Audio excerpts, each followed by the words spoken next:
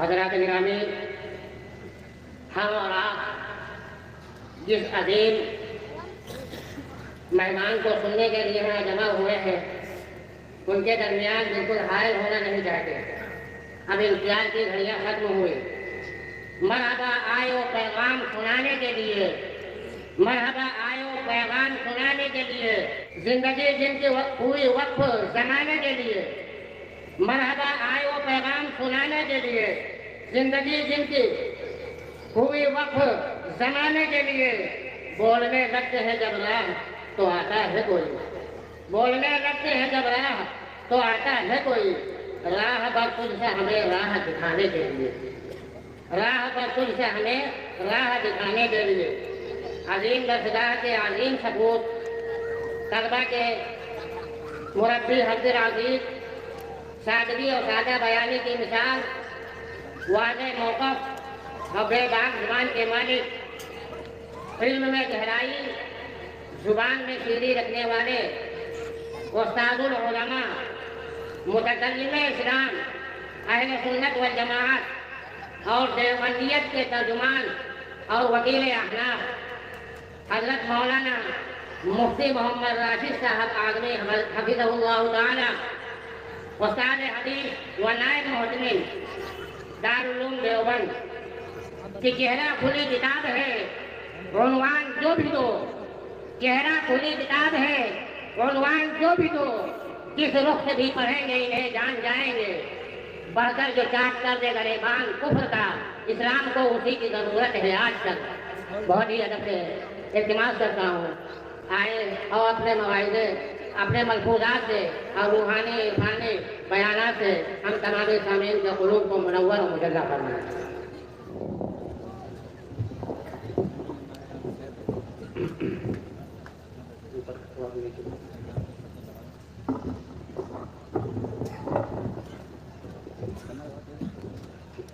الحمد للہ نحمده ونستعینه ونستغفره ونؤمن به ونتوکل علیہ ونعوذ باللہ من شرور انفسنا ومن سیئات اعمالنا، من یهده اللہ فلا مضل له ومن یضلل فلا هادی له، واشهد ان لا اله الا اللہ وحدہ لا شریک له، واشهد ان سیدنا ومولانا محمدا عبدہ ورسولہ صلی اللہ علیہ وسلم۔ اعوذ باللہ من الشیطان الرجیم، بسم اللہ الرحمن الرحیم۔ انتم الاعلون ان کنتم مؤمنین، صدق اللہ العلی العظیم۔ وقال النبی صلی اللہ علیہ وسلم، کیف تہلک امۃ انا اولها والمہدی اوسطها وعیسی آخرها، او کما قال النبی صلی اللہ علیہ وسلم۔ حضرت صدر جلسہ، معزز اور محترم علماء کرام، محترم بزرگوں اور دوستوں، نوجوانان ملت اور کافی تعداد میں تشریف فرما مائیں اور بہنیں، اللہ کا لاکھ لاکھ کرم ہے، احسان ہے کہ اللہ تبارک تعالیٰ نے ہم سب کو اس عظیم الشان روحانی، ایمانی، نورانی اجلاس میں شریک ہونے کا موقع نصیب فرمایا۔ ماشاءاللہ یہ گودھنا، یہاں کے لوگ دینی کاموں میں بڑا شغف رکھتے ہیں، بڑی ہی دین کی طرف اللہ کا کرم ہے کہ توجہ رکھتے ہیں، اور جلسے بھی خوب کرتے ہیں۔ آج کل جلسے مسجدوں کے علاوہ نہیں ہوتے، مسجد میں ہو رہے ہیں، لاک ڈاؤن کے ڈر سے، حکومت کے ڈر سے میدان میں نہیں ہو رہے ہیں، لیکن ماشاءاللہ آپ حضرات نے یہ عظیم الشان اجلاس شامیانے کے اندر کیا ہے، اور یہ بہتر کیا ہے تاکہ پرانی رونقیں لوٹ آئیں، پرانی رونقیں لوٹ آئیں، اور پرانا جو ماحول تھا وہ دوبارہ آ جائے، اور پھر دین کی وہی سرگرمیاں، وہی جلسے، وہی جلوس، وہی نمازیں، وہی تراویحاں، وہی مدرسے، وہی مکتب، سب اسی شان کے ساتھ جاری رہے۔ اور وہ دن دور نہیں ہے انشاءاللہ، ساری کی ساری چیزیں پہلے سے اچھی طریقے سے آئیں گے۔ اسلام دبنے والا نہیں ہے، اسلام مٹنے والا نہیں ہے، اسلام پیچھے ہٹنے والا نہیں ہے۔ اہل اسلام کے لیے تو اللہ تعالیٰ نے قرآن میں وہ بشارتیں دی ہیں، اللہ کے رسول نے وہ بشارتیں دی ہیں کہ ان بشارتوں کے بعد ہم کو دنیا کی کسی چیز سے کوئی خطرہ ہی نہیں، کوئی پرواہ ہی نہیں۔ جب اللہ کی بشارتیں ہیں، کہنے والے نے کہا ہے کیا ڈر ہے اگر ساری خدائی ہو مخالف، کیا ڈر ہے اگر ساری خدائی ہو مخالف، کافی ہے اگر ایک خدا میرے لیے۔ اور میرے اللہ نے تمام مسلمانوں کے لیے فرما دیا ہے انتم الاعلون، اے مسلمانوں تم سب سے سربلند رہو گے، سب سے اونچے رہو گے۔ کس نے کہا ہے؟ اللہ تبارک تعالیٰ نے کہا، کسی عام آدمی نے یا عام شخص نے نہیں، اللہ تعالیٰ نے، جن سے بڑھ کر کسی کا قول سچا نہیں ہو سکتا، جن سے بڑھ کر کسی کا علم نہیں ہو سکتا، جن سے بڑھ کر کسی کی قدرت نہیں ہو سکتی، وہ اللہ فرما رہے ہیں انتم الاعلون، اے مسلمانوں تم سر بلند رہو گے ان کنتم مومنین، صحیح معنوں میں اگر مومن بن جاؤ، صحیح معنوں میں اگر مومن بن جاؤ، اگر مومن بن جاتا ہے آدمی، اللہ والا بن جاتا ہے، اللہ کی حفاظت میں آ جاتا ہے، اللہ کی نصرت میں آ جاتا ہے، اللہ تعالیٰ غیب سے ان کے لیے فرشتوں کا انتظام کرتے ہیں جو ان کی حفاظت کرتے ہیں۔ دیکھو صحابہ کرام سب کے سب اللہ والے بن گئے تھے۔ اس کائنات میں انبیاء کے بعد سب سے بڑھ کر اللہ والے صحابہ کرام ہیں، اور انبیاء کے بعد سب سے بڑھ کر نصرت جو اتری ہے اللہ کی صحابہ کرام پر اتری ہے۔ مکے میں تھوڑی سی تعداد ہے لیکن اللہ کی مدد ہے، مدینے میں جاتے ہیں اور مدینے میں بھی بہت بڑی تعداد ان کی نہیں ہے لیکن ایمان بڑا مضبوط ہے، ایمان اتنا مضبوط ہے کہ جب مسلمان ہجرت کر کے مدینہ چلے گئے تو مکے کے اسلام دشمنوں کو مسلمانوں کا مدینہ جانا پسند نہیں آیا کہ وہ کیسے سکون کے ساتھ رہیں، چنانچہ بہت بڑا لشکر لے کر اپنے حساب سے اس زمانے کا بڑا عظیم لشکر لے کر وہ مدینے پر حملہ کرنے کے لیے آگے بڑھ گئے، اور جو ہے رسول پاک صلی اللہ علیہ وسلم کو معلوم ہوا کہ وہ بہت بڑا لشکر لے کر آ رہے ہیں تو حضور صلی اللہ علیہ وسلم نے صحابہ کرام کو اکٹھا کیا مشورے کے لیے۔ اللہ کے رسول صلی اللہ علیہ وسلم صحابہ سے قدم قدم پر مشورے لیتے تھے، چنانچہ اللہ نے خود قرآن میں فرمایا وَشَاوِرْهُمْ فِي الْأَمْرِ، مسلمانوں سے آپ معاملات میں مشورہ لیجیے، کیوں مسلمان نبیوں کے بعد اللہ کے بڑے پیارے ہیں، بڑے محبوب ہیں، ان محبوبوں اور پیاروں سے اگر مشورہ لیا جائے گا تو اس مشورے میں برکت ہوگی۔ نیک لوگوں سے مشورہ لینا چاہیے، اللہ تعالیٰ اپنے نبی سے کہتے ہیں صحابہ سے مشورہ۔ بتائیے صحابہ کتنے اہم ہیں کہ اللہ تبارک تعالیٰ رسول پاک صلی اللہ علیہ وسلم کو حکم دیتے ہیں کہ صحابہ سے مشورہ لیا، چنانچہ صحابہ سے مشورہ لیا۔ مہاجرین جو مکے سے ہجرت کر کے گئے تھے وہ تو اپنے جان پر کھیل کر گئے تھے، سب کچھ قربان کر کے گئے تھے، مال دولت جائیداد زمین بال بچے سب کچھ چھوڑ کر گئے تھے، ان کے لیے لڑنا اور مرنا تو کوئی بات ہی نہیں تھی۔ دوستو چنانچہ حضور صلی اللہ علیہ وسلم نے مشورہ لیا کیا کرنا ہے۔ مہاجرین جو مکہ سے ہجرت کر کے کھڑے ہو گئے، لڑیں گے ہر قیمت پر لڑیں گے، پیچھے نہیں ہٹنے والے۔ حضور نے کہا مجھے تم سے مشورہ نہیں چاہیے، تم تو وہی لڑنے والے ہو۔ اب اشارہ حضور کا انصار کی طرف تھا جو مدینے کے باشندے تھے، چنانچہ انہوں نے اشارہ رسول پاک صلی اللہ علیہ وسلم کا سنا تو حضرت ساتھ کھڑے ہو گئے اور کہنے لگے اللہ کے رسول اگر ہماری طرف آپ کا اشارہ ہے کہ ہم کچھ کہیں تو سن لیجئے، آپ اگر اشارہ کریں گے تو سارے کے سارے انصار ایک لمحے میں سمندر میں کود پڑیں گے، کوئی باقی نہیں رہے گا، بلکہ دماغ جو بہت دور دراز کا علاقہ ہے آپ اگر کہیں گے تو وہاں چل کر ہم مکہ کیا بات ہے بدر کیا بات ہے وہاں چل کر ہم لڑنے کے لیے تیار ہیں۔ چنانچہ حضور نے ان کا حوصلہ دیکھا تو بہت خوشی کا اظہار فرمایا، صبح آ گئے، رات ہی میں آ کر میدان بدر میں حضور اکٹھا ہو گئے، ادھر حضور کا لشکر ہے 313، ادھر اللہ کے دشمنوں کا لشکر ہے ہزاروں کی تعداد، تیر و تلوار سے لیس ہیں، یہ بھوکے پیاسے ہیں، رمضان ہے، افطاری کا بھی انتظام نہیں، سحری کا بھی انتظام نہیں، اور وہ بورے بورے ستو بھر کر لائے ہوئے ہیں، طرح طرح کے سامان کھانے پینے کے ان کے پاس ہیں۔ حضور صلی اللہ علیہ وسلم نے رات میں دعا کیا، اور دیکھیے مومن کی شان یہی ہے جب کوئی اہم مسئلہ ہے خطرناک صورتحال ہے اللہ کی طرف رجوع کرنا چاہیے، اللہ سے دعا کرنا چاہیے، اور اللہ سے جو دعا مانگ لیتا ہے وہ کبھی ناکام نہیں ہوتا، کبھی ناکام نہیں ہوتا۔ یہ وہ در ہے کہ جس در سے کوئی امید ٹھکرائی نہیں جاتی۔ چنانچہ حضور نے دعا مانگی، رات میں تڑپ تڑپ کر ایسا تڑپتے تھے حضور کہ چادر گر جاتی تھی، چادر گر گئی، حضرت ابوبکر صدیق چادر اٹھا کے رکھتے تھے۔ دعا مانگتے مانگتے جب کافی دیر گزر گئی، راز و نیاز کی کیفیت بہت زیادہ ہو گئی تو صدیق اکبر نے حضور کے شانے پر ہاتھ رکھ کر کہا اللہ کے رسول بس کیجیے، قبول ہو گئی یہ دعا، قبولیت کے آثار ظاہر ہو گئے، قبولیت کے انوار نظر آ رہے ہیں۔ حضور صلی اللہ علیہ وسلم نے دعا بند کر دی، اور پھر حضور نے صبح جنگ ہونے سے پہلے نشان لگا دیا، یہاں ابو جہل مارا جائے گا، یہاں عتبہ مارا جائے گا، یہاں شیبہ مارا جائے گا، یہاں ولید مارا جائے گا، ہر ایک کی جگہ بڑے بڑے کا نام لے کر نامزد کر دیا۔ دوستوں صبح سارے کے سارے وہی مرے، نہ ایک انچ ادھر نہ ایک انچ ادھر، جدھر جہاں حضور نے نامزد کر دیا تو وہیں آ کے سب مر گئے۔ تو دیکھو اللہ کی کیسی مدد اتری ہے، کیسی نصرت اتری ہے۔ چنانچہ کسی شاعر نے کہا ہے فضائے بدر پیدا کر فرشتے تیری نصرت کو، فضائے بدر پیدا کر فرشتے تیری نصرت کو، اتر سکتے ہیں گردوں سے قطار اندر قطار اندر۔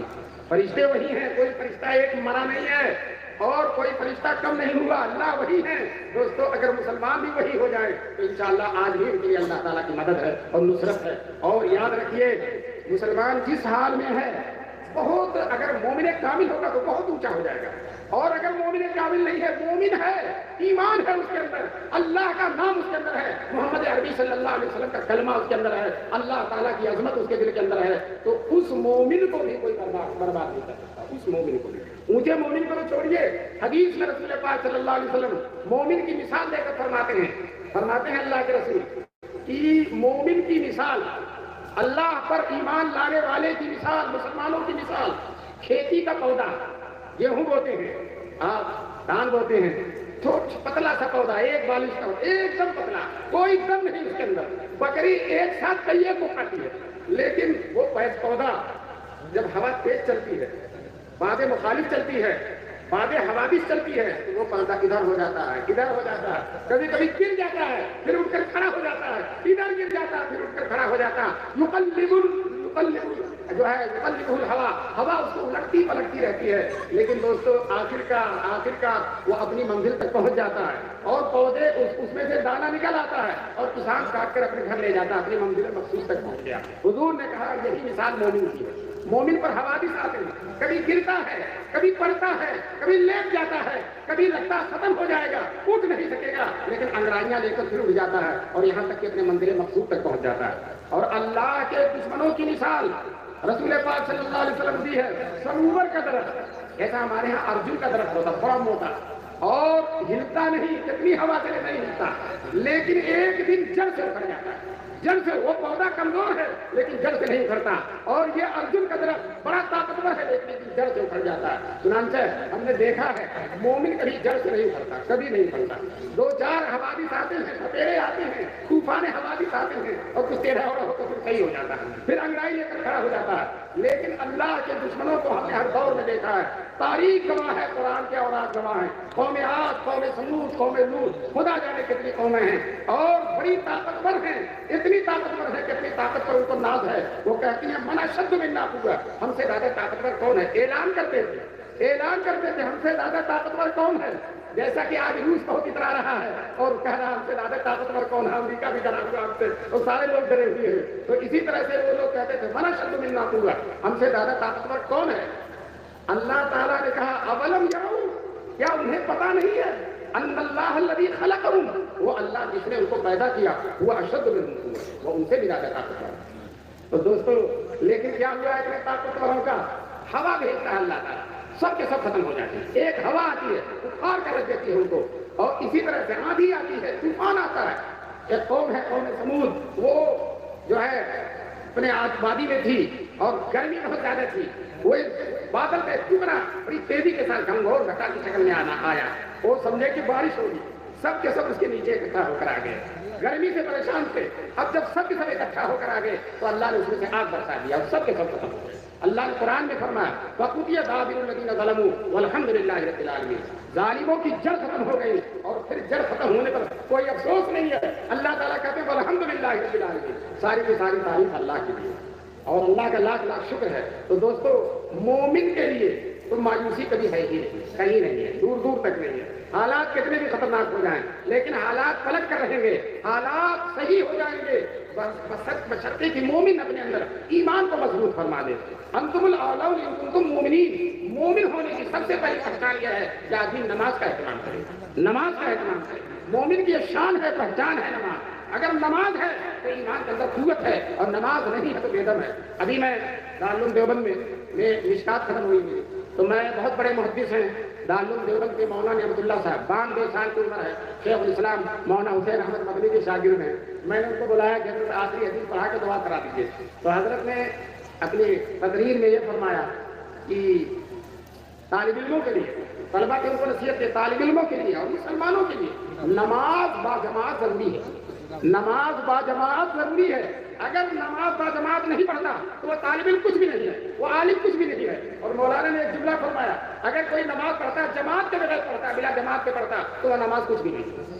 مولانا نے یہ فرمایا وہ نماز کچھ بھی نہیں۔ مجھے بڑا اثر ہوا، میں کبھی کبھی سفر میں جو ہے مجبوری ہوتی ہے طرح نماز، لیکن اس دن سے تلاش کرتا ہوں کوئی مل جائے کسی کے ساتھ جماعت کر لو. مولانا نے فرمایا اتنے بڑے محدث ہیں, حدیثیں سب ازبر ہیں ان کو, اور حدیثوں پر بڑی گہری نظر ہے. فرماتے ہیں بلا جماعت کے نماز کچھ نہیں ہے. ہمارا حال کیا ہے؟ ہم نماز اگر پڑھتے بھی ہیں تو جماعت جب مسجد میں ہو جاتی ہے تو جلدی جلدی اٹھ کر مسجد ہی میں جا کر کنارے کہیں پڑھ لیتے ہیں. اب مسجد میں جب جماعت ہو گئی ہے تو اب مسجد کی کوئی اہمیت نہیں, اس جماعت کے ساتھ اہمیت ہے. مسجد کی مسجدیت اور مسجد کی عبادت کی جو شان ہے جماعت کے ساتھ ہے. جماعت چھوٹ گئی تو چاہے گھر پر پڑھو, چاہے سڑک پر پڑھو, چاہے مسجد میں پڑھو, سب برابر. اس لیے مسلمانوں کو جماعت کا اہتمام کرنا چاہیے. کریں گے انشاءاللہ. نماز با جماعت کا اگر اہتمام ہوگا, مسجدوں کو بھرو گے.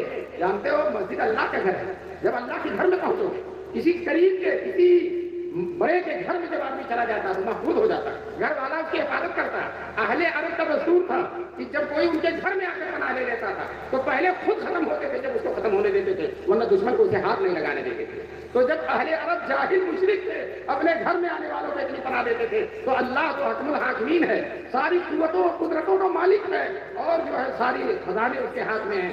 دوستو اگر اس کے گھر میں کوئی 5 دفعہ جا کر پناہ لے گا تو انشاءاللہ اللہ تعالیٰ اس کو برباد نہیں کرے گا.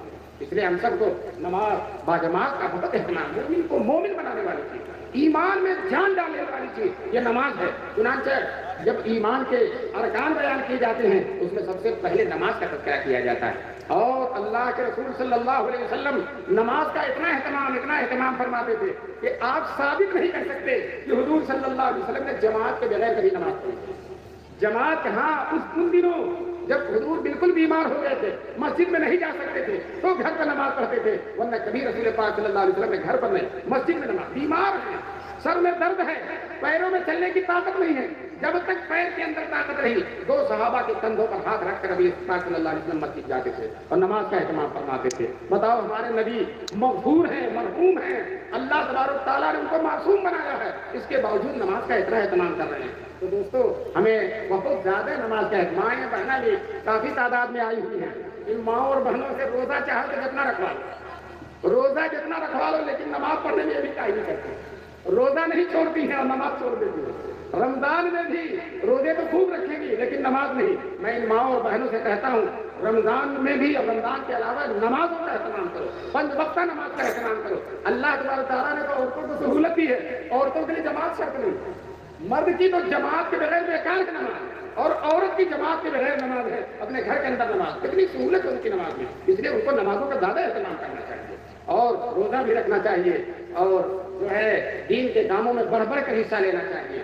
میں رسول پاک صلی اللہ علیہ وسلم کے ارشادات سنا رہا ہوں کہ سب سے زیادہ اہتمام نماز کا ہونا چاہیے, مردوں کو بھی اور عورتوں کو بھی. اور پھر اس کے بعد مومن صحیح معنوں میں مومن ہوتا ہے جب حقوق اللہ اور حقوق العباد کو ادا کرے. اللہ کے حکم, اللہ کا حکم کیا ہے کہ نماز پڑھے, روزہ رکھے, حج کرے, زکات دے, اور اللہ کے بندوں کا بھی حقوق ہونا چاہیے, ادا ہونا چاہیے. بندوں کا حقوق یہی ہے کہ بیوی شوہر کا حق ادا کرے, شوہر بیوی کا حق ادا کرے.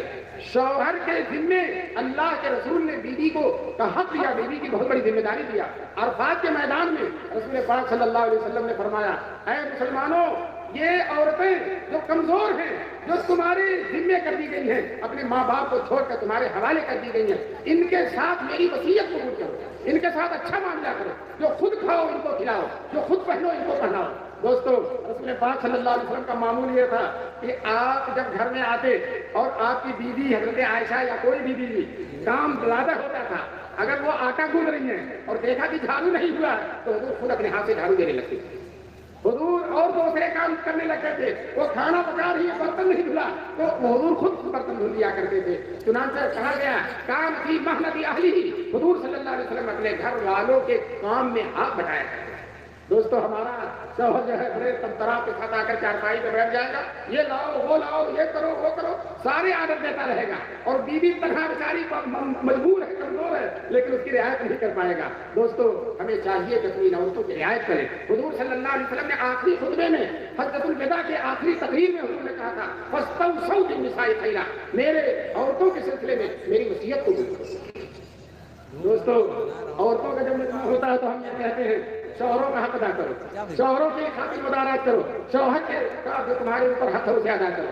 لیکن آج مجمع دونوں کا موجود ہے تو ہم اور مردوں سے کہتے ہیں عورتوں کے حق ادا کرو، ان کے ساتھ اچھا سلوک کرو، انہیں مارو مت۔ رسول پاک صلی اللہ علیہ وسلم نے فرمایا ہے کبھی بھی اللہ کی کمزور بندیوں پر ہاتھ مت اٹھانا، اگر بہت زیادہ ہو جائے تو جو ہے چہرے پر نہیں مارنا، کسی ایسی جگہ نہیں مارنا جہاں بہت ہلکے سے تنبیہ کر دو، بلکہ یہ بھی کہا ہے کہ جو ہے صلح مصالحت کی کوشش کرو، بات کو بنانے کی کوشش کرو۔ حدیث میں رسول پاک صلی اللہ علیہ وسلم نے فرمایا عورتیں بائیں پسلی سے بنی ہیں، اگر ان کو بالکل سیدھی کرنا چاہو گے تو یہ ٹوٹ جائیں گی۔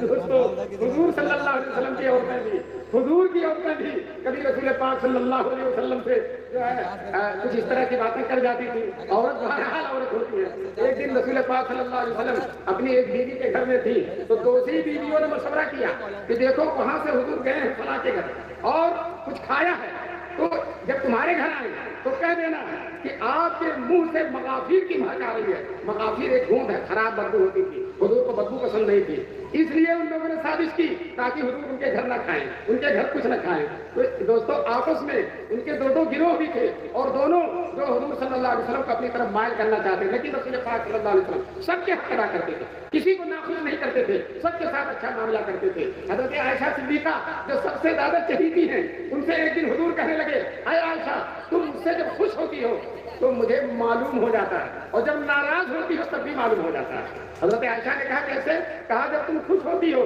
تو کہتی ہو رب محمد کی قسم، اور جب مجھ سے ناراض ہوتی ہو تو کہتی ہو رب ابراہیم کی قسم، میرا نام چھوڑ دیتی ہو۔ تو حضور صلی اللہ علیہ وسلم، حضرت عائشہ نے کہا اللہ کے رسول صرف زبان سے آپ کا نام چھوڑتی ہوں، دل سے آپ کا نام نہیں چھوڑتی۔ دوستو ایسا اچھا معاملہ ہے حضور کا اپنی بیویوں کے ساتھ۔ اسی طرح سے حضور نے بیویوں سے بھی کہا کہ اپنے شوہروں کے ساتھ اچھا معاملہ کرو۔ بہترین بیوی وہ ہے جو شوہر کو خوش رکھے، شوہر کی ہر حاجت پوری کرے، شوہر کے ہر کی امانت ادا کرے، شوہر کے گھر کے ہر چیز کا لحاظ کرے، اس کی چیز میں خیانت نہ کرے، اس کے مال میں، غلے میں، کپڑے میں، چیزوں میں، عزت میں کسی میں کوئی خیانت نہ کرے۔ اور جو ہے فرمایا رسول پاک صلی اللہ علیہ وسلم نے جب شوہر گھر میں آئے تو بیوی اپنے حسن سلوک کے ساتھ اس کو خوش کر دے۔ ایک عورت تھی، ان کا بیٹا مر گیا، شوہر سفر میں تھے، اب بیٹا مر گیا، مرا ہوا ہے، لیٹا دیا۔ اب شوہر آئے تو فوراً نہیں بتلایا کہ کھانا پینا چھوڑ دیں گے، کئی دن سے کھائے نہیں ہے، پہلے ان کو اچھی طرح سے کھانا کھلا لیا۔ اور اب بتائیے بیٹا مرا ہوا ہے اور وہ عورت اتنی دل گردے کی عورت ہے، شوہر کو کھانا کھلایا اچھی طرح سے، سارے معاملات ہوئے، اور پھر جب سب شوہر خوش ہو گیا اور سب شوہر کی تھکان دور ہو گئی، کھانا پینا اس سے فارغ ہو گیا، تو کہتی ہیں فلاں محلے کی عورتیں بڑی نادہندہ ہیں، جب کوئی قرض لیتا ہے تو دیتی نہیں ہے۔ تو انہوں نے شوہر نے کہا اچھا نہیں کرتی ہے۔ تو پھر بیوی نے کہا ہمیں بھی اللہ نے ایک امانت دی تھی اور اللہ نے لے لیا ہے اپنی امانت، اپنی چیز لے لیا ہے، تو ہمیں بھی اللہ کے فیصلے پر راضی رہنا چاہیے۔ بتائیے عورت ہو کر اپنے شوہر کے کتنی دلداری کر رہی ہے۔ اور آج کل تو یہ ہے کہ باپ کو اگر صبر بھی آ جائے تو ماں صبر نہیں آنے دیتی، ماں صبر آنے نہیں دیتی ہے۔ اور جو ہے جزا فضا یہ بعض دفعہ ایسا ہوتا ہے مرد چاہتا ہے کہ تقویٰ کے ساتھ شادی ہو اور جو ہے شریعت کے مطابق شادی ہو، فضول رسمیں نہ ہو، لیکن بیوی مجبور کرتی ہے اگر یہ رسم نہیں ہوئے گی تو کیا کریں گے، محلے والے کیا کہیں گے، ہم سب کے گھر کھا کھائیں سب کو نہیں کھلائیں گے تو کیا کریں گے، طرح طرح کی چیزوں پر مردوں کو مجبور کرتی ہیں۔ میں اپنی ماؤں اور بہنوں سے کہتا ہوں تم حضرت فاطمہ، حضرت عائشہ اور حضرت خدیجہ کی زندگی دیکھو، انہوں نے شریعت کے علاوہ کسی چیز کو اپنے گھر کے اندر نہیں آنے دیا اور ان سب نے اپنے شوہروں کے ساتھ اچھا سلوک کیا۔ حضرت عائشہ نے، حضرت فاطمہ نے، حضرت فاطمہ کے شوہر حضرت علی ہیں، ان کے گھر کچھ بھی نہیں ہے، کوئی چیز نہیں ہے، لیکن فاطمہ نے کبھی مطالبہ نہیں کیا، کبھی شکوہ و شکایت نہیں کی اور کبھی اپنے باپ کے گھر آ کر اپنے شوہر کے گھر کی کوئی تکلیف نہیں بیان کیا۔ آج ہمارا حال یہ ہے کہ جب عورتیں شادی کے بعد گھر جاتی ہیں اپنے ماں باپ یہ شکوہ وہ شکایت وہ شکایت، اور باپ کے اور ماں کے دل کو پھیکا کر لیتی ہیں کہ میری بیٹی شاید اچھے گھر میں لے لے۔ حالانکہ صبر کرنا چاہیے، تحمل کرنا چاہیے، برداشت کرنا چاہیے، اور خاص طور سے ہماری ماں اور بہنوں کو اپنے شوہروں کے ساتھ تو اچھا معاملہ کرنا چاہیے۔ ایک بزرگ تھے،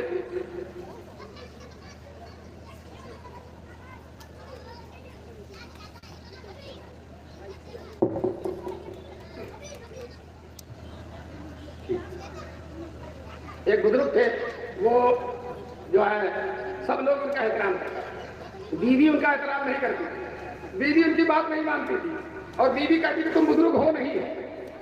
ایک دن سوچا کہ لاؤ اپنی کرامت دکھائیں، اپنے گھر کے اوپر سے اڑنے لگے، گھر کے اوپر سے اڑنے لگے. اور جب اڑ کر اتر کر واپس آئے تو بیوی نے کہا تم بزرگ بنتے ہو. آج میں نے ایک بزرگ دیکھا ہماری چھت پر سے اڑتے ہوئے جا رہے تھے, وہ بزرگ ہے, وہ اللہ والے. تو وہ کہنے لگے تم نے غور سے نہیں دیکھا, میں ہی تو تھا, میں ہی تو تھا. اب دیکھیے بیوی کیا کہتی ہے, جبھی تو ٹیڑھے اڑ رہے تھے, جبھی تو ٹیڑھے اڑ رہے تھے. ذرا دیکھنا ایک کرامت میں بھی خطور نظر آ گیا. میں نے باتیں اس لیے بیان کی تاکہ یہ رمضان آ رہا ہے, رمضان سے پہلے ہم لوگ اپنے حالات کو درست کر لیں. رمضان میں ہم سحری کھائیں گے, افطاری کریں گے اور اللہ کو یاد کریں گے, دعا کریں گے. اور دعا کے قبول ہونے کے لیے, عبادتوں کے قبول ہونے کے لیے سب سے زیادہ ضروری ہے کہ آدمی کی کمائی حلال ہو. آدمی کی کمائی حلال ہو. سود کا پیسہ کھا کر اگر تم نے سودی کر لیا, سودی مان لیا, سود کا پیسہ لے کر اگر افطاری اور سحری کرو گے, نہ افطاری قبول ہوگی, نہ سحری قبول ہوگی, نہ تراویح قبول ہوگی, نہ دعائیں قبول ہوگی. اس لیے اس بات کا اہتمام کرو کہ ہم حلال روزی, سود سے بچیں, رشوت سے بچیں, کسی کی زمین دبانے سے بچیں. گاؤں دیہات میں ہوتا ہے بہت کچھ اللہ نے دے رکھا, 100 بیگھا کے, لیکن پڑوس کی 4 انچ کی زمین اور چاہیے, پڑوسی کی 4 انچ کی زمین اور چاہیے. اس کی مجھے کو کاٹ کے اپنے کھیت میں, اتنے سے کیا ہوتا ہے, اتنے میں بہت زیادہ آدھا کلو گیہوں ہو جائے گا, لیکن یہ ضرور چاہیے. تو دوستو اتنے ہی کی وجہ سے تمہارا سارا معاملہ حرام ہو گیا. اللہ تبارک تعالیٰ ہم سب کو حلال کے اختیار کرنے کا. غیر کا مال ہے, ہمارا مال نہیں ہے. چوری کا مال, رشوت کا مال, سود کا مال, خاص طور سے یہ سود جو ہمارے ماحول میں آ گیا, معمولی بات پر ہم سود, گھر بنانے کے لیے, کاروبار کرنے کے لیے سود لیتے ہیں. ابھی مدینہ منورہ میں گیا تھا میں, وہاں ایک بزرگ نے کہا کہ رسول پاک صلی اللہ علیہ وسلم کو خواب میں کسی نے دیکھا اور کہا کہ مجھے اپنی امت کے سود لینے سے بہت تکلیف, بہت سود سے وہ اتنا برباد ہو رہے ہیں, اتنا ویران ہو رہے ہیں اور اتنا ان کا نقصان ہو رہا ہے. اس لیے ہم مسلمانوں اس بات کا اہتمام کرو کہ انشاءاللہ ہم سود کے قریب نہیں جائیں گے. بھوکے رہیں گے, بھوکے مر جائیں گے, لیکن سود کے قریب نہیں جائیں گے. اسی طرح سے آج کل پردھان کا الیکشن جب سے شروع ہوا ہے, شراب کی عادت ہو گئی. پردھان جو ہے, جو پردھان بننا چاہتا ہے وہ شراب بانٹتا, شراب پی کر, شراب پلا کر ووٹ لیتا, اور اس میں نوجوان شراب کا عادی ہو رہا ہے. شراب ام الخبائث ہے. حدیث میں, قرآن میں اللہ نے فرمایا انما الخمر والمیسر والانصاب والازلام, شراب اور جوا اور اسی طرح سے تیروں سے فیصلہ حاصل کرنا, آستانوں پر جانا, یہ سب کے سب رجس من عمل الشیطان, گندی چیز ہے, شیطان کا عمل ہے. حضور صلی اللہ علیہ وسلم نے شراب کو ام الخبائث کیا. جب مدینے میں شراب حرام ہو گئی تو سارے صحابہ نے شراب کے برتنوں کو توڑ دیا, شراب کو نلیوں نالیوں میں بہا دیا اور جو ہے راستوں میں بہا دیا. حضرت عمر فرماتے ہیں اب مجھے شراب سے اتنی نفرت ہو گئی, اتنی نفرت کہ اگر کسی سمندر میں شراب ڈال دیا جائے اور اس سمندر کا پانی نکال کر مٹی ڈال کر گارا بنایا جائے اور اس گارے سے کوئی گھر بنایا جائے تو اس گھر میں نہیں رہ سکتا. بتائیے, سمندر میں ایک قطرہ ڈالا گیا اور اس قطرے سے گارا بنایا گیا اور اس گارے سے گھر بنایا گیا. حضرت عمر کہتے ہیں مجھے اتنی نفرت ہے شراب سے کہ میں اس کے گھر نہیں جاتا. اس لیے ہم مسلمانوں کو شراب سے اور اسی طرح سے شراب کے قریب جو نشے کی چیزیں ہیں بہت عام ہو رہی ہیں. نوجوانوں کی صحت برباد ہو رہی ہے, تندرستی ختم ہو رہی ہے, اور ہمارے رسول پاک صلی اللہ علیہ وسلم کی شریعت کا نام ہے. جو نشہ کرتا ہے, جو شراب پیتا ہے, جو وہ گالی گلوچ دیتا ہے, وہ بدکاری کرتا ہے, اس کی نگاہ پاک نہیں ہوتی, اس کا دل دماغ جگر سب گندا ہو جاتا ہے. شراب ساری برائیوں کی جڑ ہے. اس لیے ہم مسلمانوں کو بہت زیادہ شراب سے بچنا چاہیے, شراب کے قریب تک نہیں جانا چاہیے. آج کل ہمارے نوجوان, میں نے دیکھا تھمس اپ کی بوتلیں جس طرح سے ہلاتے ہوئے چلتے ہیں اسی طرح سے شراب کی بوتلیں ہلاتے ہوئے چلتے ہیں. جو ہے ایک دم تھمس اپ سمجھ رکھا ہے, کوکو کولا سمجھ رکھا ہے شراب کو. اللہ تبارک تعالیٰ ہماری نسلوں کی حفاظت پر بڑی ہی گندی چیز, رگ خراب ہو جاتی ہے, دل خراب ہو جاتا ہے, انسانیت ختم ہو جاتی ہے اور عقل ختم ہو جاتی ہے. ہم پڑھتے تھے جس مدرسے میں بیت الخلا کی ٹنکی تھی, اس میں ایک شرابی گر گیا. بیت الخلا کی ٹنکی, اس کے ساتھی نکالنے آئے تو کہتا بہت مزے میں, بہت مزے, عقل ہی ختم ہو جاتی ہے. ایک دفعہ ٹرین میں لوگ بیٹھے ہوئے تھے, اوپر سے کچھ پانی کے قطرے گرے. اب لوگوں نے دیکھا یہ پانی کہاں گر رہا, تو ایک صاحب بڑے شاندار پینٹ شرٹ پہنے ہوئے اوپر سیٹ پر لیتے ہوئے پیشاب کر رہے ہیں. اب یہ لوگ اوپر, تو ایک صاحب کو بڑا غصہ, انہوں نے جوتا نکال کر مارنا شروع کیا. پتا چلا یہ تو کوئی بڑا افسر ہے سرکاری, اور شراب کی وجہ سے اسے پتا بھی نہیں چلا کہ میں پیشاب کر رہا ہوں کہ کیا کر رہا ہوں. لیکن شرابی کو جب جوتے سے مار دیجیے تو اس کی عقل ٹھکانے لگ جاتی ہے. شرابی کا علاج جوتا ہوتا ہے. تو بتائیے اس چیز نے عقل کو کتنا ختم کرا. انسان کی بڑی قیمتی دولت ہے, یہی نعمت ہے. اسی وجہ سے ساری مخلوقات سے انسان برتر ہے, اور شراب کا حملہ اسی عقل ہی پر ہوتا ہے, عقل کو برباد کر لیتی ہے. اس لیے ہم کو شراب سے بھی بچنا چاہیے, سود سے بچنا چاہیے, حرام کھانے سے, حرام کمانے سے بچنا چاہیے. حدیث میں رسول پاک صلی اللہ علیہ وسلم نے فرمایا, بہت دفعہ ایک آدمی بکھرے ہوئے بال والا ہاتھ اٹھا کے دعا مانگتا, یا ربی یا ربی, تڑپ تڑپ کر دعا مانگتا, لیکن حضور فرماتے اس کا کھانا حرام ہے, اس کا لباس حرام ہے، اس کا پہننا حرام ہے. اب اتنی حرام چیزوں کے بیچ میں اس کی دعا کیسے قبول ہوتی؟ دعا قبول نہیں ہوتی. آج لوگ کہتے ہیں بہت دعا مانگتے ہیں، بہت دعا مانگتے ہیں، دعا قبول نہیں ہوتی. تو دعا کی قبولیت کے لیے شرط ہے اپنے آپ کو حرام سے بچانا. جو آدمی حرام سے بچتا ہے اللہ اس کی دعا قبول کرتے ہیں، وہ مستجاب الدعوات ہوتا. جب بھی ہاتھ بڑھا دیتا اللہ تعالیٰ اس کے ہاتھ کی لاج رکھتے ہیں. دوستو اسی طرح سے اب زیادہ دور نہیں، یہ جلسہ جو ہوا ہے وہ اس لیے ہوا ہے کہ رمضان سے پہلے ایک اصلاحی جلسہ ہو جائے تاکہ رمضان کے لیے لوگ ٹھیک ٹھاک ہو جائیں اور اچھی طرح سے رمضان کا ادا کریں. تو میں آپ سے یہی درخواست کروں گا کہ رمضان میں تراویح پڑھیں گے آپ سب لوگ؟ ارے پڑھیں گے. کئی رکعت پڑھیں گے؟ 7 یا 8؟ کتنی رکعت پڑھیں گے؟ 12 نہیں 20 پڑھیں گے. کتنی پڑھیں گے؟ 20. سارے صحابہ کتنی پڑھتے تھے؟ 20 پڑھتے تھے. اور 1400 سال سے مسجد نبوی میں اور حرم کے اندر 20 ہی ہوئی ہے. حضرت عمر نے اور حضرت عثمان نے، حضرت علی نے، عشرہ مبشرہ نے 20 ہی رکعت پڑھی ہے. اس لیے ہم سب کو 20 رکعت پڑھنی ہے. اور جو ہے انشاءاللہ روزوں کا بھی اہتمام کرنا. کریں گے روزوں کا اہتمام؟ یہ نئی نسل یہ بہت خرابی کی طرف جا رہی ہے. یہ بعض نوجوانوں سے یہ سنا گیا روزہ وہ رکھے جس کے گھر کھانے پینے کو نہیں. اگر ایسا ہی کہو گے تو اللہ سے ڈرتے رہو، کہیں تمہارا ہی گھر ایسا نہ ہو جائے کہ کھانا پینا نہ رکھے. اس لیے بہت بڑے وبا کو دعوت مت دو. ہر چیز جملہ زبان سے نکالو روزہ وہ نہ رکھے جس کے گھر کھانے پینے کو نہیں ہے. دوستو اگر تمہارا گھر بھرا ہوا ہے کھانے پینے سے پھر بھی تم کو روزہ رکھنا ہے. یہ اللہ تعالیٰ کا حکم ہے، اللہ کا تم پر عائد کیا ہوا فریضہ ہے. یا ایھا الذین آمنوا کتب علیکم الصیام، اے مسلمانوں تم پر روزے فرض کیے گئے ہیں. کما کتب علی الذین من قبلکم، جیسا کہ تم سے پہلے لوگوں پر فرض کیے گئے تھے. لعلکم تتقون، تاکہ تمہارے اندر تقویٰ پیدا ہو. کیا پیدا ہونا چاہیے؟ تقویٰ. دیکھو روزے اور تقوی میں خاص جوڑ ہے. اگر روزے میں آپ جو ہے شہری کھایا اور افطار کیا، گناہ سے بچے، غیبت سے بچے. ہمارے کچھ بھائی ایسے ہیں سال بھر جتنی غیبت نہیں کر پاتے رمضان میں کر لیتے ہیں، اس لیے کہ رمضان میں خالی رہتے ہیں. اب کسی کے دروازے پر بیٹھ کر 5-7 آدمی اکٹھا ہو جاتے ہیں چارپائی پر. ان کی غیبت، ان کی غیبت، ان کی غیبت. حضور کے زمانے میں 2 عورتوں نے روزہ رکھا تھا اور ان کی حالت بہت زیادہ خراب ہو گئی. حضور صلی اللہ علیہ وسلم کو اطلاع دی گئی تو حضور نے کہا ان عورتوں سے کہہ دو طے کریں. جب ان عورتوں سے طے کیا گوشت کے ٹکڑے نکلے. حضور نے فرمایا انہوں نے غیبت کی تھی، انہوں نے غیبت کی تھی، اسی وجہ سے روزہ بھی بھاری ہو گیا. اور قرآن میں ہے کہ جو کسی کی غیبت کرتا ہے کہتے ہیں کہ اپنے بھائی کا گوشت، لحم اخیہ میتن، اپنے مردار بھائی کا گوشت کھاتا. غیبت کرنا مردار بھائی کا گوشت. غیبت کس کو کہتے ہیں؟ کسی کا عیب اس کی عدم موجودگی میں اس کا گوشت سامنے نہیں ہے اور اس کا عیب بیان کریں. فلانا ایسا ہے، فلانا جھوٹا ہے، فلانا بے ایمان ہے، فلانا جو ہے بد اخلاق ہے، طرح طرح کی اس کی برائیاں وہ موجود نہیں ہے. اس کو غیبت کہتے ہیں. بعض لوگ یہ کہتے ہیں ہم تو صحیح کہہ رہے ہیں، تم جھوٹ تھوڑی کہہ رہے ہیں، ہم تو صحیح کہہ رہے ہیں. حضور نے فرمایا کہ صحیح جو کہہ رہے ہو یہی تو غیبت ہے. اگر جھوٹ کہتے تو وہ بہتان ہو جاتا، وہ اس سے بھی زیادہ خطرناک ہوتا. تو کسی کے اندر کوئی عیب نہیں ہے اور عیب بیان کرو، یہ بہتان ہے. اور عیب ہے اس کی عیب کو بیان کرو، یہ غیبت ہے. غیبت کے بارے میں اللہ نے فرمایا جو غیبت کرتا ہے اپنے مردار بھائی کا گوشت کھاتا. اس لیے ہم طے کر لیں کہ اس سال ہمارا رمضان غیبت سے پاک رہے گا، غیبت سے پاک رہے گا، گالی گلوچ سے پاک رہے گا. بعض لوگ جب روزہ ان کو لگتا ہے تو گالی دینا شروع کر دیتے.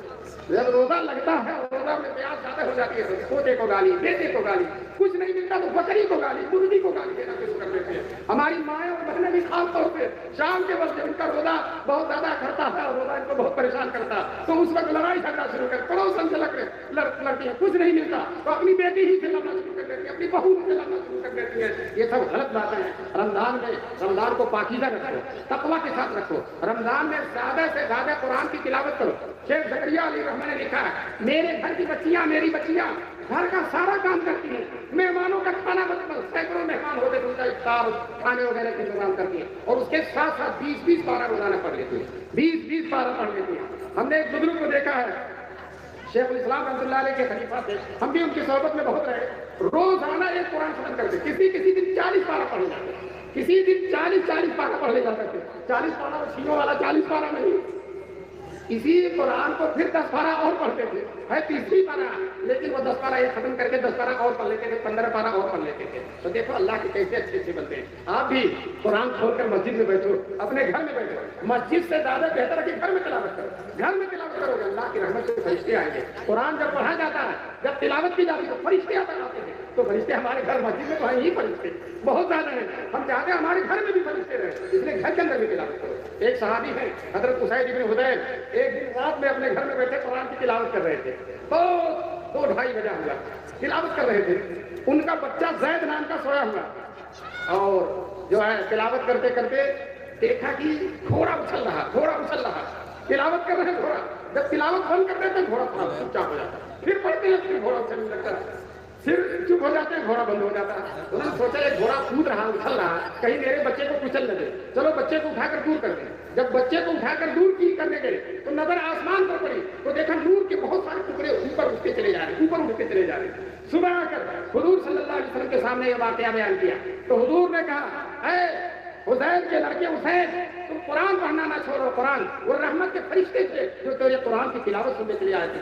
अगर तुम सुबह तक पढ़ते रहते तो फरिश्ते यही मौजूद रहते और मदीने वाले अपनी आंखों से उन फरिश्तों को देख लेते। तो दोस्तों कुरान की तिलावत के फरिश्ते उतरते थे, तो हमको चाहिए कि नहीं फरिश्ते? बोलिए चाहिए तो हम कुरान की तिलावत करें। रमजान में एक तो गीबत नहीं करेंगे और दूसरे इंशाअल्लाह कुरान की तिलावत करेंगे, तीसरे सारी नमाज जमात के साथ पढ़ेंगे, मस्जिद में जाकर पढ़ेंगे। इन लॉकडाउन में लोगों की आदत बिगड़ गई, जुमा भी घर में पढ़ने लगे थे, वो तो मजबूरी थी। अब इंशाअल्लाह मस्जिद में जाना, अब कभी लॉकडाउन लगने वाला नहीं है इंशाअल्लाह।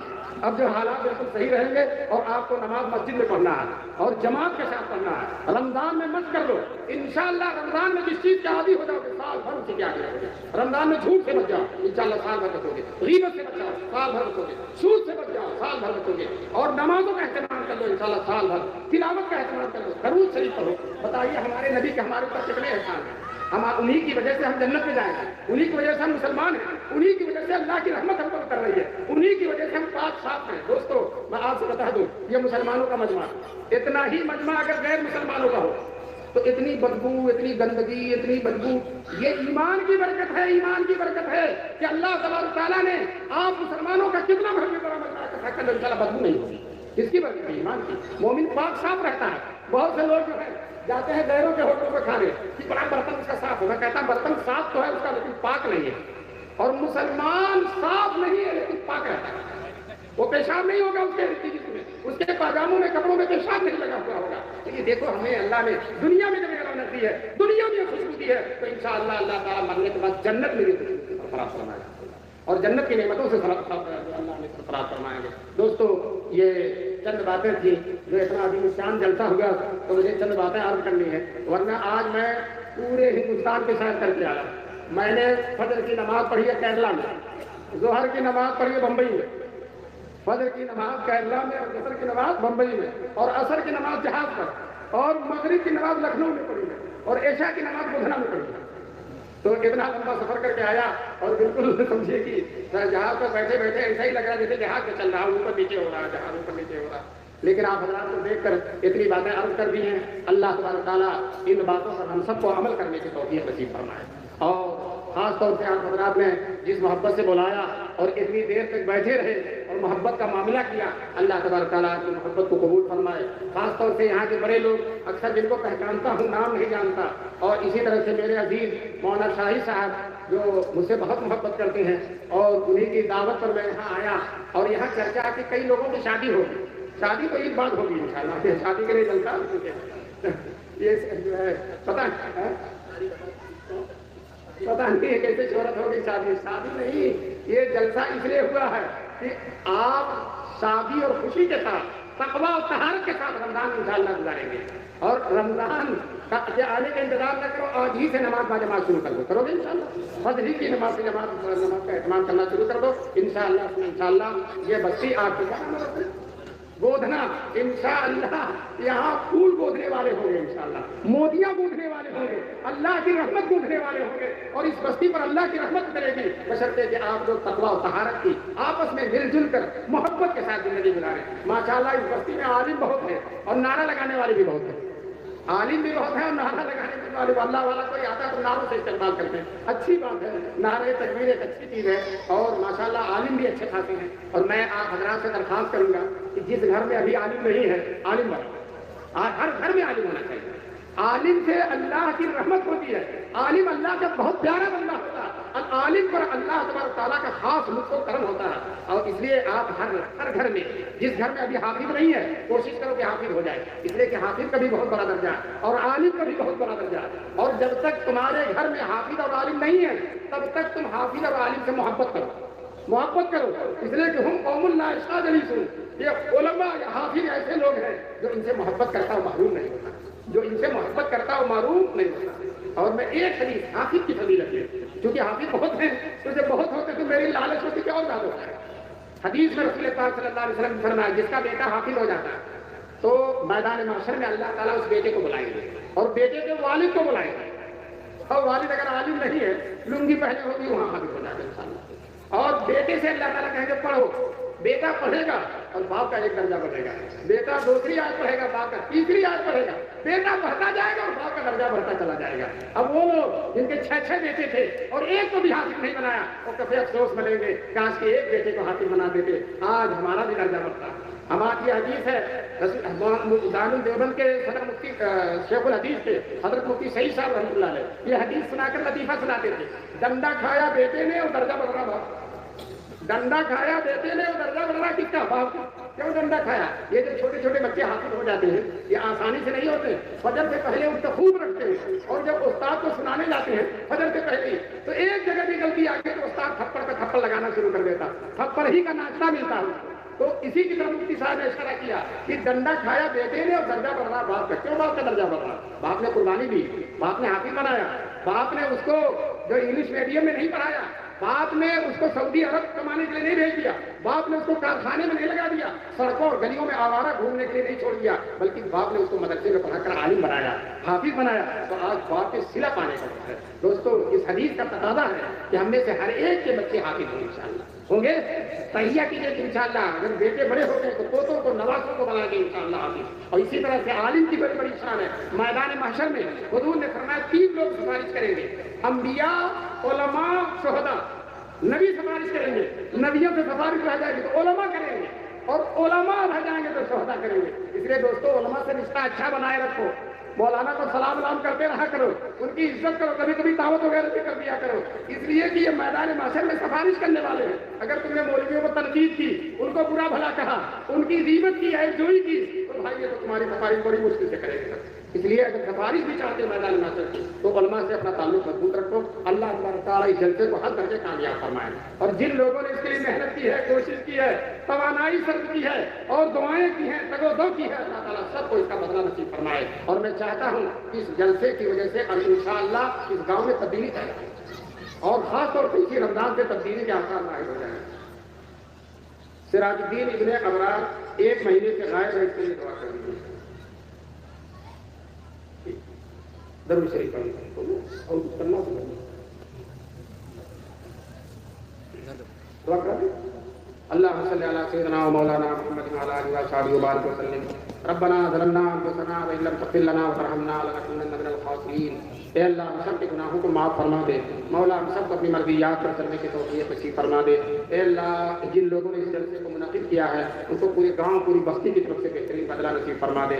اے اللہ ہم سب کا خاتمہ ایمان پر فرما دے۔ اے اللہ ہم سب کو تقویٰ طہارت دینداری کی توفیق نصیب فرما دے۔ اے اللہ ہماری مائیں اور بہنوں کو بھی دیندار بنا دے، ہمارے بچوں اور جوانوں کو بھی دیندار بنا دے۔ اے اللہ لاک ڈاؤن میں اور کورونا کے زمانے میں جتنے لوگ اس بستی کے اللہ کو پیارے ہوئے ہیں، اے اللہ سب کو رتبہ شہادت سے سرفراز فرما دیجیے۔ مولانا شاہد کے والد اور بھی بہت سے لوگ جو گئے ہیں، اے اللہ آج اس جلسے کی خوشی ان کی قبر تک پہنچا دیجیے۔ اے اللہ ان کی قبر میں ثواب پہنچا دیجیے، اور اس جلسے کی رونق جس طرح سے اس گاؤں میں ہے، اے اللہ قبرستانوں میں بھی رونق پہنچا دیجیے، اور مردوں کی مغفرت فرما دیجیے، ان کے درجات بلند فرما دیجیے، ان کے قبروں میں خوشی کی لہر دوڑا دیجیے، نور کی بارش فرما دیجیے۔ اے اللہ جو ہم نے بیمار ہونے شفا نصیب فرما دیجیے، جو مقروض ہیں ان کے قرضوں کی ادائیگی کی غیر سے سبیل پیدا فرما دے۔ اے اللہ جو رزق حلال کے سلسلے میں پریشان ہیں، غیر سے ان کے لیے حلال رزق کے دروازے کھول دے۔ اے اللہ موجودہ حالات میں جو مسلمانوں میں تھوڑی سی مایوسی کی کیفیت ہے، میرے مولا اس مایوسی کی کیفیت کو دور فرما دے۔ اے اللہ ساری دنیا آپ کے ہاتھ میں، جاہو اقتدار آپ کے ہاتھ میں، جس کو چاہتے ہیں آپ جس کو دیں گے، مصلحت اور حکمت کے تحت دیں گے، اور اس کا حساب بھی ان سے لے لیں گے۔ الہ العالمین آپ قادر ہیں، توانا ہیں، آپ جو فیصلہ کریں، آپ اپنی کائنات کی رازوں کو سب سے زیادہ جاننے والے ہیں۔ اے اللہ ہم بندے ناقص علم رکھنے والے ہیں، الہ العالمین ہمیں صبر نصیب فرما، سکون نصیب فرما، اطمینان نصیب فرما۔ الہ العالمین ہماری مایوسیوں کو ختم فرما دے۔ یہ بچہ جو 1 مہینے سے غائب ہوا ہے، الہ العالمین اس کو وہ مل جائے، اور اسی طرح سے ہمیں جو کسی بھی طرح سے پریشان ہیں اللہ ان سب کی پریشانیاں دور فرما دے. جو بیٹے اور بیٹیاں شادی کی عمر کو پہنچ گئی ہیں غیر سے ان کے لیے مناسب رشتے کا انتظام فرما دے. اے اللہ دارالعلوم دیوبند کی حفاظت فرما, تبلیغی جماعت کی حفاظت فرما, جمعیت علماء کی ہند کی حفاظت فرما, دین کے تمام سلسلوں کی حفاظت فرما, ندوۃ العلماء مظاہر العلوم اور جتنے بھی مدرسے ہیں میرے مولا سارے مدرسوں کی حفاظت فرما. الہ العالمین سارے مدرسوں میں تعلیم کی وہی رونق جو پہلے تھی وہ واپس فرما دے. جو مدرسے بند ہیں میرے مولا انہیں کھول دے, جو آن لائن ہیں میرے مولا ان کو لائن تلا دے. الہ العالمین سارے مدرسوں کے ساتھ خیر و عافیت کا معاملہ فرما دے. اللہ مدرسوں کی چہل پہل رونق پھر سے واپس فرما دے. اے اللہ سارے مدرسے دین اور اسلام کا نور جو پہلے بکھیر رہے تھے آج بھی بکھیرے. اے اللہ یہ بیماری جو پھر ڈر لگ رہا ہے کہ آ جائے کہ میرے مولا اس بیماری سے ہم سب کی حفاظت فرما دے. اے اللہ بس اس کو چینی ہی میں دفن فرما دے. جس طرح سے رسول پاک صلی اللہ علیہ وسلم نے بخار کو جوحیفہ میں بھیج دیا تھا اسی طرح سے میرے مولا اس بیماری کو چین ہی میں بھیج دیجیے اور وہیں رہے اور جو ہے وہی لوگوں کو جو ہے جو چاہے ان کے ساتھ معاملہ کرے. اے اللہ ہمارے ملک کی حفاظت فرما. اے اللہ ہمارے ملک کے باشندوں کی حفاظت فرما. اے اللہ ہمارے ملک میں ہندو مسلم سب کو مل جل کر رہنے کی توفیق نصیب فرما. جو لوگ ملک کو جوڑنے کی بات کرتے ہیں اللہ ان کے ساتھ عافیت کا معاملہ فرما, انہیں ملک کی خدمت کا موقع نصیب فرما. اور جو ملک کو توڑنا چاہتے ہیں ملک کے باشندوں کو لڑانا چاہتے ہیں میرے مولا انہیں ہدایت نصیب فرما, صحیح رخ پر چلنے کی توفیق نصیب فرما. اس ملک کی محبت ان کے دل کے اندر ڈال دے. اے اللہ رمضان المبارک جو آ رہا ہے اے اللہ کمزور ہے ضعیف ہے, تراویح پڑھنے کی طاقت نصیب فرما دے. تراویح میں قرآن سننے اور سنانے کی توفیق نصیب فرما دے. روزوں کا اہتمام کرنے کی توفیق نصیب فرما. جھوٹ سے, غیبت سے, گالی سے, گلوچ سے, فحاشی سے, بے حیائی سے, موبائل کے گندے پروگراموں سے اللہ رمضان میں ہم سب کو بچنے کی توفیق نصیب فرما. اے اللہ ہمارے نوجوان جو موبائل کی گندگیوں میں ڈوبے ہوئے ہیں مرد بھی اور عورتیں بھی بچے بھی اور بچیاں بھی الہ سب کو ہدایت نصیب فرما. سب کے دل و نگاہ کو پاکیزہ بنا اور رمضان بھر موبائل بند کر کے رکھنے کی توفیق نصیب فرما. اے اللہ اپنے نبی پاک صلی اللہ علیہ وسلم کی برکت سے صدیقین شہداء صالحین کی برکت سے ہمارے دعا قبول فرما دے. سبحان ربک رب العزۃ عما یصفون وسلام علی المرسلین والحمد للہ.